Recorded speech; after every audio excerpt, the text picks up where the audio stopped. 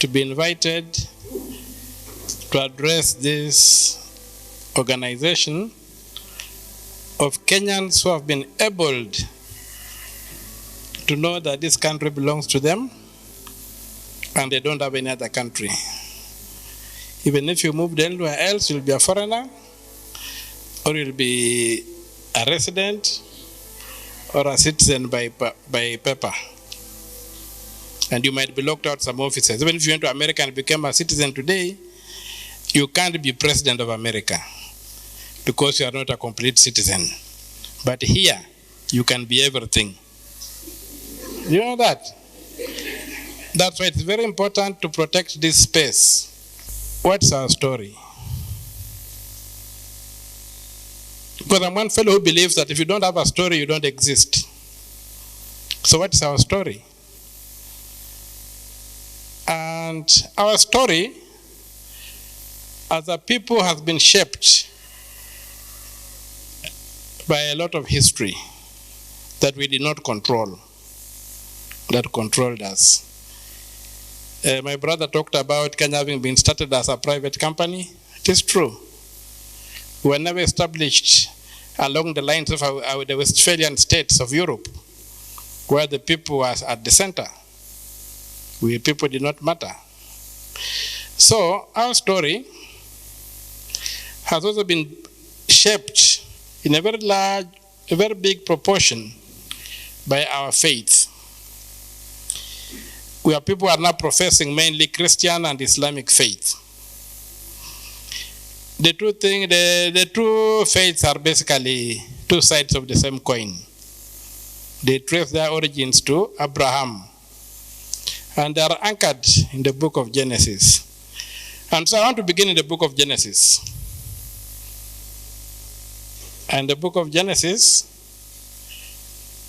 we are told that creation took 6 days.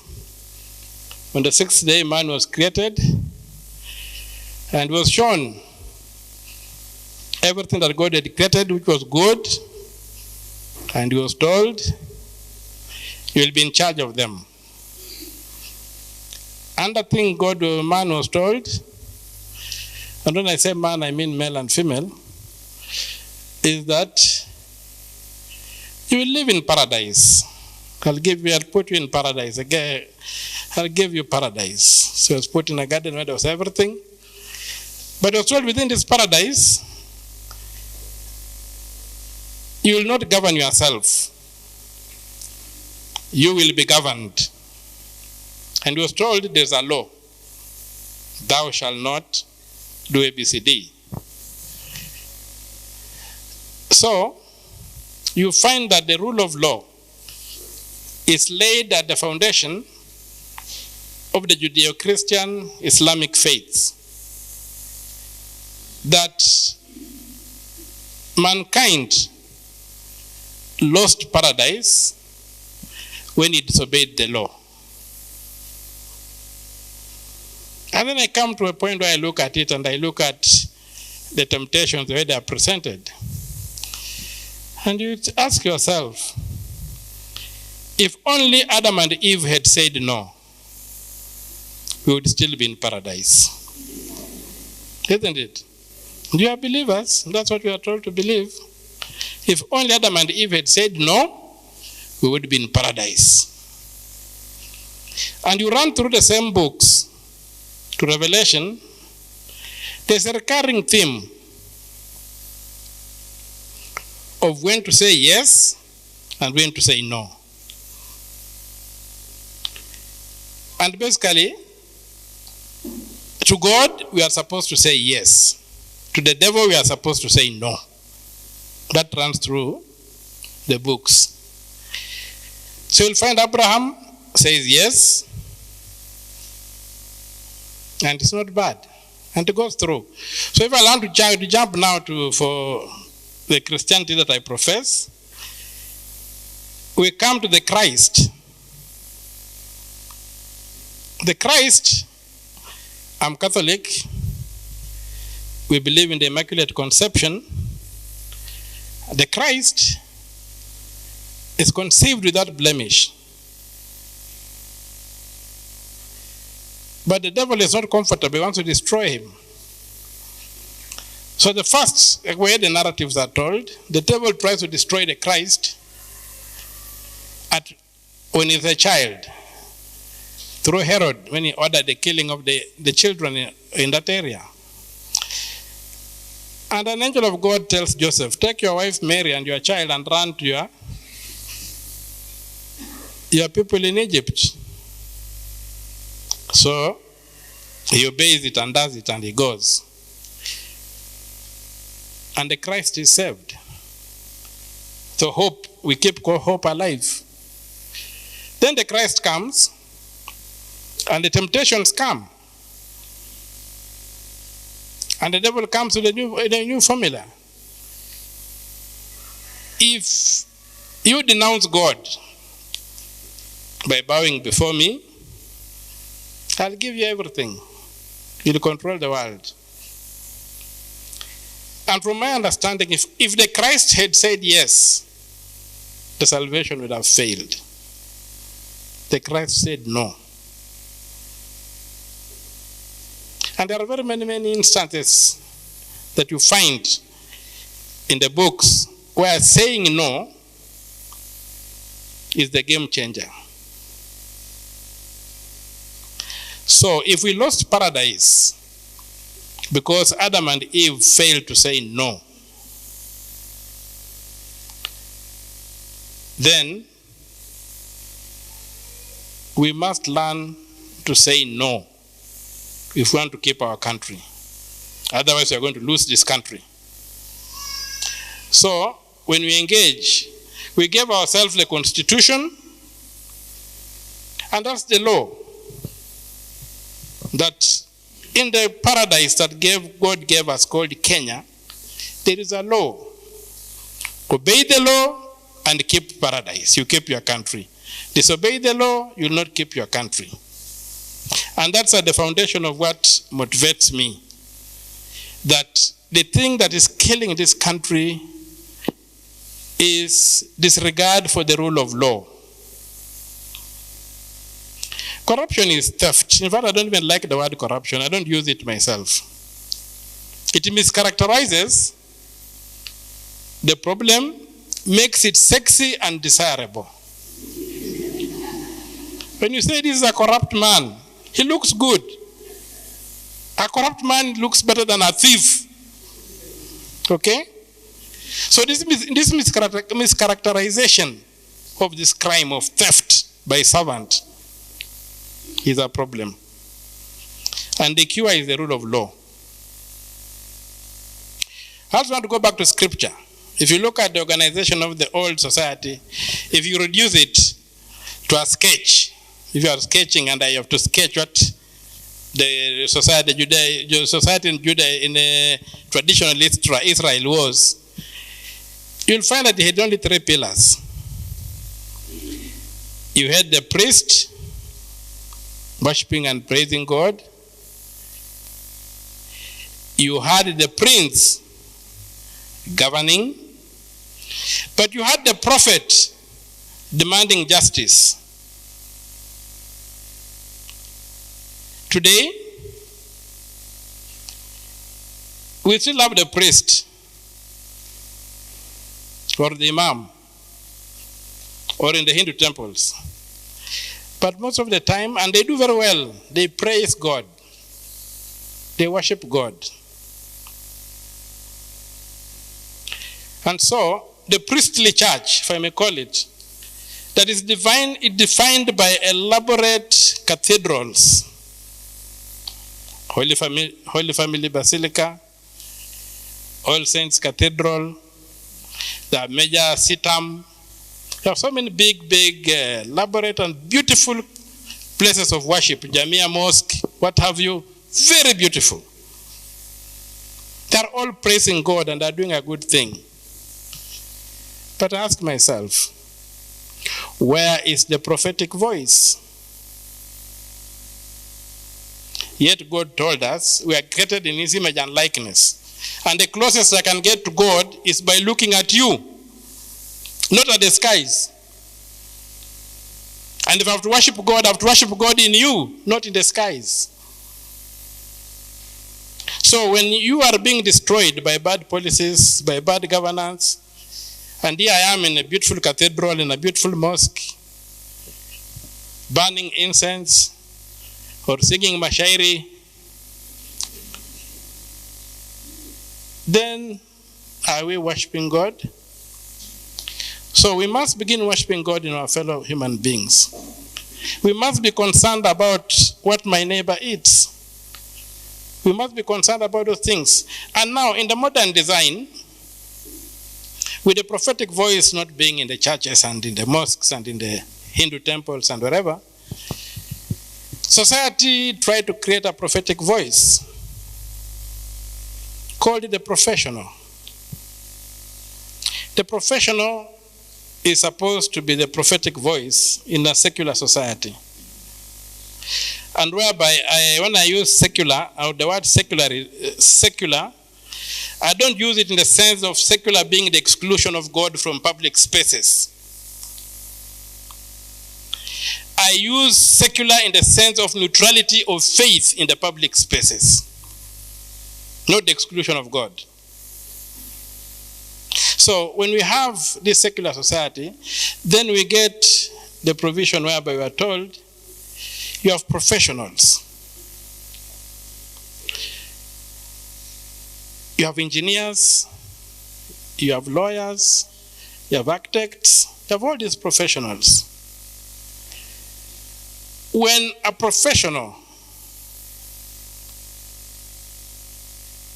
when you go to a road and you find a pothole, a new road and it has a pothole, and it has got a certificate of completion to standards, the devil is not the politician. The politician signed nowhere. Even if the money ended up with him, he signed nowhere.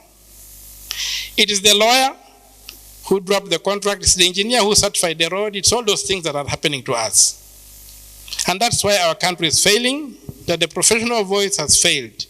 But all of these are failing because the rule of law is not working. If the law was working and a road fails and you go for that engineer and his license is withdrawn, there'll be no corruption.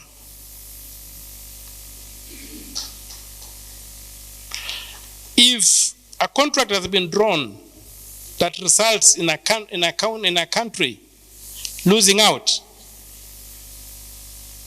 right now, I've been fighting the SGR thing from 2011. Recently, the Supreme Court overturned my victory in the Court of Appeal and even insulted me, called me names, which I'm going to walk into the offices of each of those judges and ask them, why are you insulting me? And I'll do it. I take no prisoners. I have no time to take prisoners. I can't maintain them. I kill them. So I'm going to walk there and ask, why did you do this? But anyway, away from that, they were able to play around and justify the SGR. That's not a problem. I've moved on into the Senate. Using the platform of the Senate, I got experts, auditors, and said, can you look at the books of Kenya Railways, the books of the Ministry of Transport, the Treasury? As regards the SGR, can you do a forensic audit? What they've come up with is mind-boggling. We have paid 900 billion shillings. They claim it, the general thing is they are saying it was only 360 billion. 900 billion shillings has gone. The railway was technically financed using Kenyan money. There was no need for a single coin from China, and not a single coin came from China. And then you want to tell us that our people are poor. How? The SGR loan is due for repayment. If you read the Business Daily last week, to the one the issues highlighted for repayment, this thing you are fighting in the finance bill, a big chunk is 70% of the finance bill is to raise money to pay debts. And people are dying because they can't afford 50 shillings to buy maramoja for malaria. in this country here. So I've moved a motion in, I hope they'll give it the chance, the space to be heard. I've moved a motion in the Senate, and the people who did the audit, the experts, have signed on to it and are ready to testify. We want to know how we are paying people a loan which we did not get a single coin of. Not a single cent came from China into the consolidated fund. The other day I spoke on Spice FM. People thought I was crazy when I said, according to the records, you have overpaid our debt by 1.3 trillion shillings. They thought I was crazy.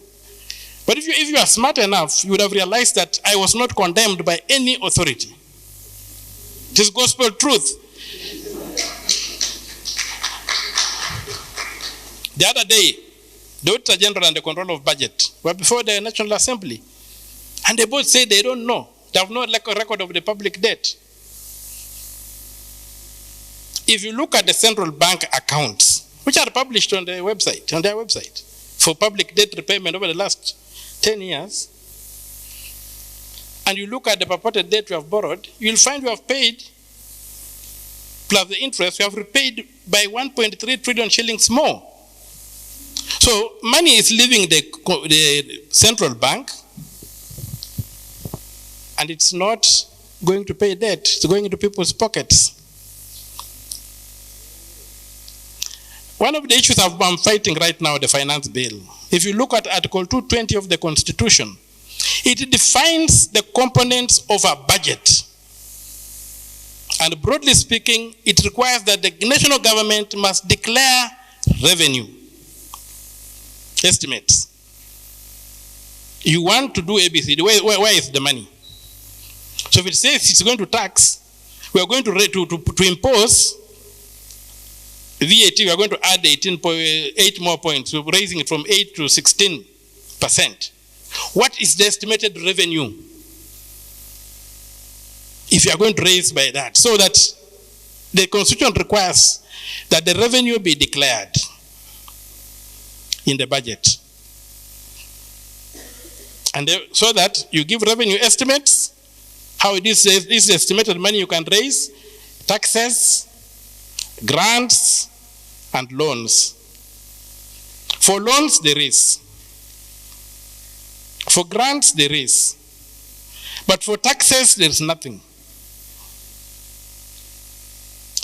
Now, they have come and go down the expenditure very clearly. I wrote to Parliament and told them, you guys, the National Assembly, somehow under Uhuru Kenyatta, they decided to lock the Senate out of the budget process, which was wrong, and we are fighting to restore that. I wrote to them and said, for heaven's sake, can you publish the revenue estimates so that I can know the taxation measures you are taking can do ABCD? They did not. So we are now fighting, and we have reached where we are, and the likelihood, I don't see that thing surviving, because I'm training very heavy guns on it. I've done my research, and when we were in Busia, those who watched in Busia, in the church in Busia, when everybody was praising the president, when my chance came, I told the president, we are friends, but the Constitution is a greater friend to me. And I told the president, Your Excellency, there's no need for friends to fight.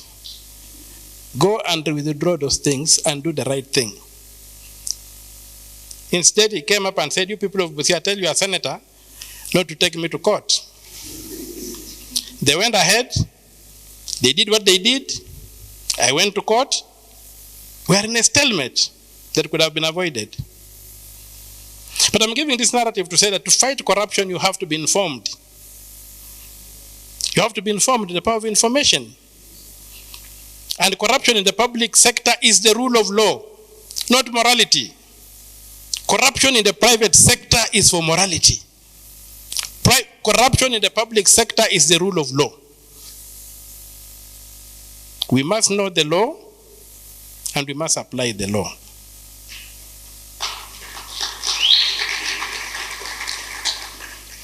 And the reason they don't publish revenue estimates from taxation is very simple.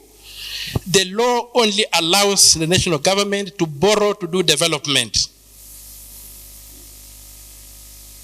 So if they were to show that their taxes will generate so much, then they would end up with a deficit for some of their recurrent expenditure, which would require borrowing. So they hide that so that after the budget is passed, they can borrow from the domestic market to finance recurrent expenditure through these things called the treasury bills. Those are the things that are undermining the paradise we call Kenya. We're undermining the law.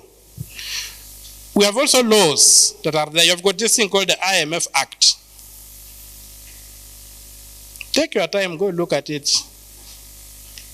Hold the Constitution of Kenya in one hand and hold the IMF Act in the other hand. It's arrant nonsense. It's a tool for neocolonization through the economic control of the republic. And we have to fight these laws. We have to stand up for our constitution. We have to ensure that we are ruled by law. And I'll tell you one thing. These fellows whose currency is money, not conviction, believe everybody has a price. Right now, if you look at the kind of money I've been offered to withdraw the petition, has reached 200 million. But I tell them, my price is one. If you can't govern, vacate the office for those who can govern.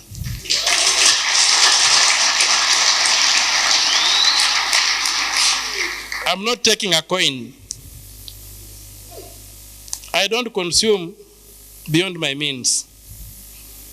I drive a Demio, even I've come in my Demio out here. I don't drive because with a Demio, when I put 5,000 shillings in it, I forget I have a vehicle that needs fuel. You see that? So, let us stand up for this country. And the question of public debt. When Kibaki left, our public debt stood about 2.4 billion US dollars, 2.4 trillion Kenya shillings. When Uhuru left, it was nearing 8.4. It is now past 10 trillion.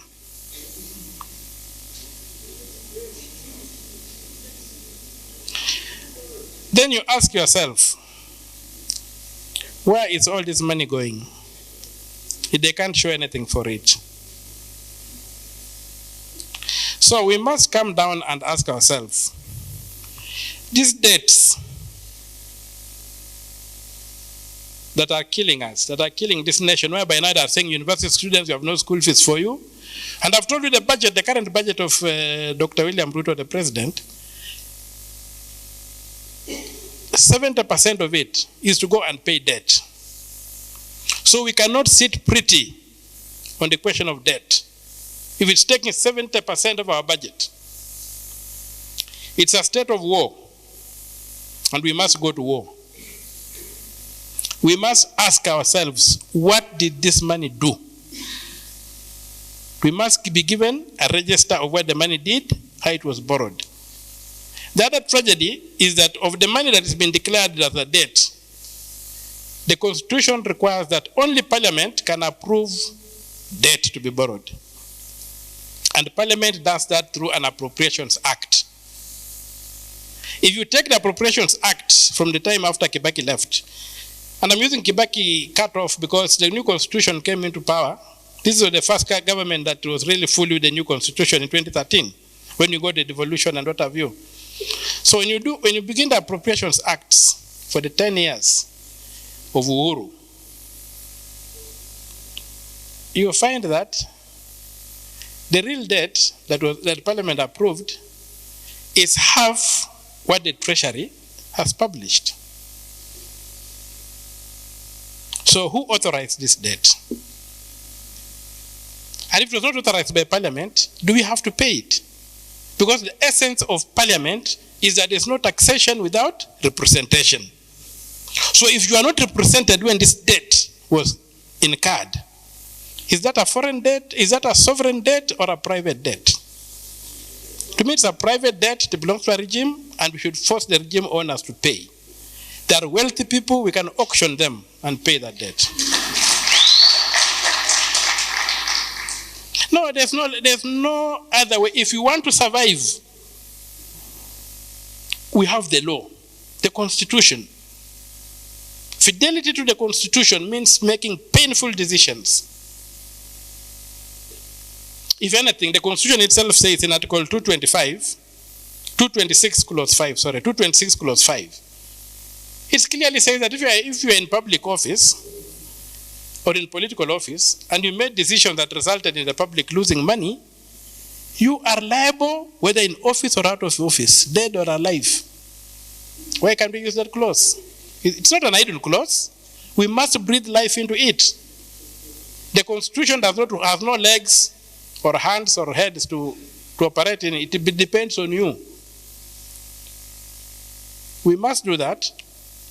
And we must, if we go back to history, the doctrine of odious debt, when the US kicked Spain out of Cuba, and Spain had muscled Cuba with a lot of debts, the Americans rejected. That's why the doctrine of odious debt came up. It says these were debts by the Spaniards for the benefit of Spaniards, for the use of Spaniards. How do the Cubans pay? The same principle must apply. That the debt issue has to be dealt with. Those who are lending know very well that Kenya is a republic. And a republic basically means a government of laws, not of men. It's a government of laws.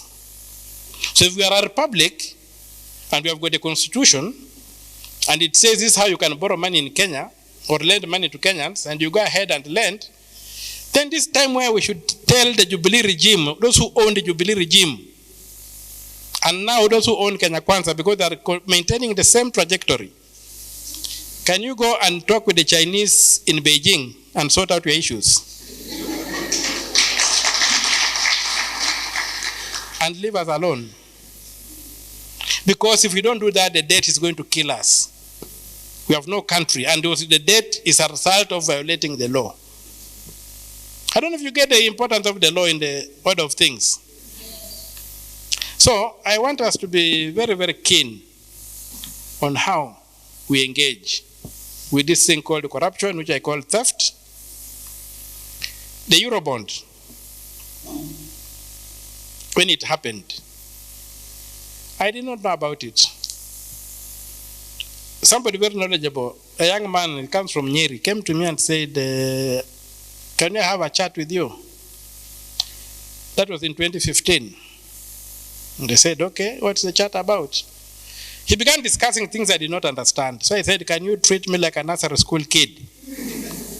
And unpackage this thing in the language as if you are teaching a baby. Then in the many words he said, he told me, you know, these people went to borrow money, the Eurobond, to finance ABCD. But after they borrowed the Eurobond, they kept it offshore. It didn't come in here. But they came back to the local market through the banks and whatever, and issued treasury bills and raised enough money to balance the budget. So they borrowed twice. They kept the money, they became billionaires. Here we are. You saw the Panama Papers, for those who are curious. You saw the names mentioned there. None of them works outside this country. None of them has got business enterprises that are minting millions out of dollars out of this country. But they had a lot of dollars are stashed out there. It never comes here. And that's what has happened to a lot of our debt. They have borrowed money, it never comes here. What comes is the debt into the register, but the money remains out in private ownership. We must interrogate and audit our debt and only pay that which benefited us.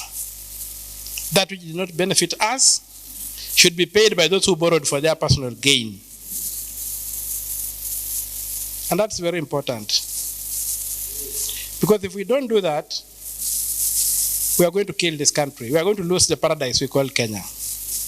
We are still in paradise because in this space you can be who you can be. The other day, in that case I told you about the Supreme Court, in a very idiotic manner, and I use the word deliberately, the judges of the Supreme Court, trying to avoid my petition, which had said this procurement was not done properly, pronounced that the government of Kenya procured from the government of China. You know very well that the government of Kenya is not a procuring entity. It procures through ministries and departments. Now, when you say that the debt belongs not to Kenya Railways, this is their debt, but it belongs to the government of Kenya, to the Kenyan state, so to speak. And the state is the totality of the national and county governments and all their assets. Are you saying that we secure the SGR using the collateral called Kenya? Or we are taking over Mombasa Port and operating it for 40 years to pay our debt back? That's how people can become idiotic in their offices and make pronouncements without, and I'm using the word deliberately, and I'm ready to defend myself anywhere. It was an idiotic decision. It binds this country to the Chinese loans and whatever in a manner that should not have happened. And as a result of that judgment, that I said, what is the option 2? Option 2 is let us audit this debt. Let us audit the SGR accounts. And we were surprised to find that we don't owe the Chinese anything.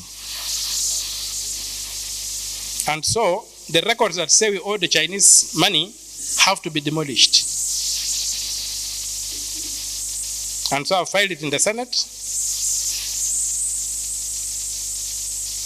It has not been given a date in the House. But I want all these people to come and we ask them questions. What happens? How come these figures? And these are government figures. These are government figures. The Supreme Court told me last time I could not use documents given to me by Transparency International because I'm not Transparency International. I could not use documents given to me by NEMA because NEMA was not the author of those documents and he had not received those documents for purposes of giving them to Omtatah. That is arrant nonsense.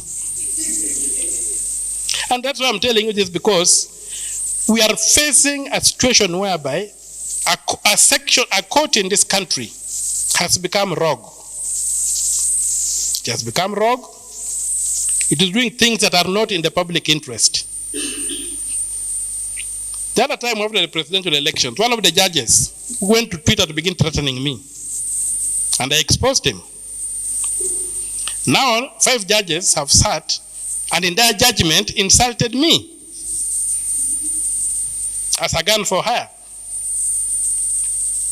So those kind of things for me are things we must resist. Otherwise, this thing you're calling corruption is being entrenched in a manner that we shall never be able to fight it. We must go back and say the law is supposed to be simple, supposed to be understood by everybody. Let us apply the simple law that we have. We still have glimmers of hope in the lower courts. But the upper you go, things are getting difficult. I don't know if it's because of the age of the judges, because they were trained. Most of them, when you look at the other quotations, they quote the British system. The British system is something very true, because when you look at the younger judges, they quote South Africa. But the older judges like quoting the British laws. But in Britain, The courts only exist to do what? To determine the intention of Parliament. What was the intention of Parliament when it was doing this? The only time you have seen them try to strike out a decision by Parliament is when somebody sues them against the European Constitution. But now they are also out of it. So they keep on quoting the British system where Parliament is supreme.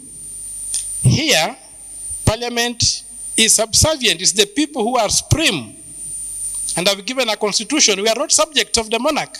We are citizens. We are citizens. And so the constitution must be applied as it is, not as judges would like to have it. And this is happening mainly in the top courts. And we have to deal with it. Otherwise, there's going to be a problem. I've seen something in Israel, which I don't know. You have seen the demos in Israel, where there's some group or a section of the society is saying, now we need to get a situation whereby we review some of the decisions of the apex court. We don't want to get there.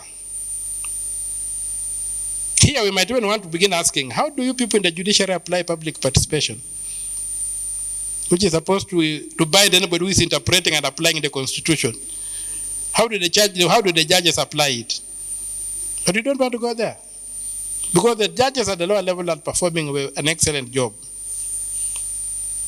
So that decision on the SGR was really a rollback on the rule of law in this country. That when government, they came up with something called government procurement, is not subject to the law. That's basically what I was saying, that if the government of Kenya decides to deal with the government of China, the laws of Kenya are irrelevant. We can't live like that.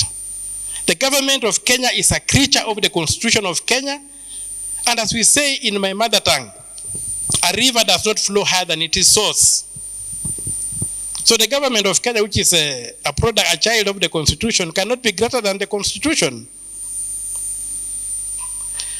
So as I wind up, we are going to craft a modern society that will be able to industrialize in a very short time. And I want to borrow something from the Turkish intelligence service, foreign intelligence service. They have a motto that goes that nothing is impossible. The impossible only takes a bit longer. So we are in this fight to redeem our country, to entrench the rule of law. And the next presidential election, we must demand that those who want power in this country must promise us just one thing, the rule of law. And everything else will function. The rule of law is very important. You talk of Singapore, you talk of the Asian tigers. If you look at the way they developed, most of them were developed by dictators. There was a dictatorship of sorts, but a dictatorship for the common good. If we can get the dictatorship of the law, we'll still have a democratic government where we elect governments. But if the law is supreme and it's a dictator, that whoever goes against it suffers the consequences, we will be able to develop this country. Without the law imposing sanctions on leadership, we are going to continue this con game. And it's a con game. The kind of thing that Christ asked, who among you, if his son asks for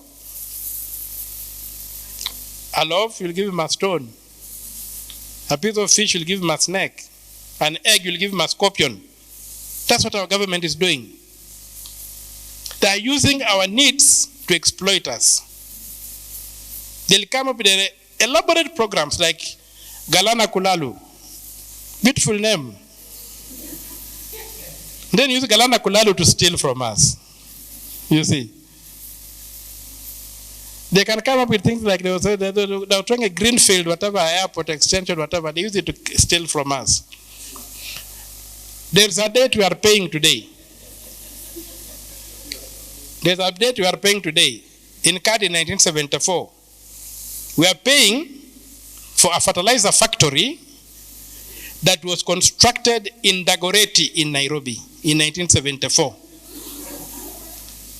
Even with a microscope, you can't see that thing. But we are paying for it. It's in our debt register. We are paying for it. We have paid off the debt the British Crown used to bomb the Mau Mau in Nyeri. That debt we have paid it off now. But it has been on our debt and our books. Something that was used to kill our own people we are paying. So we need to come up and educate ourselves and understand this country and understand how the neocolonial state works before we ask ourselves, why did the rain begin beating us? Let us not be like the American wrestlers.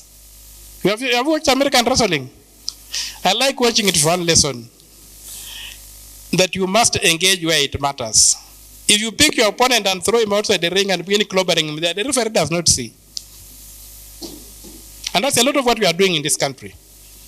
We are engaging in arenas that will not deliver. Let us find it in ourselves to realize that we have got no other country but this one, and this country is the paradise that we have, and the only thing we need to do to keep it is to entrench the rule of law. The rule of law, the rule of law, the rule of law, and all else shall fall in place. Thank you very much, and may God bless us.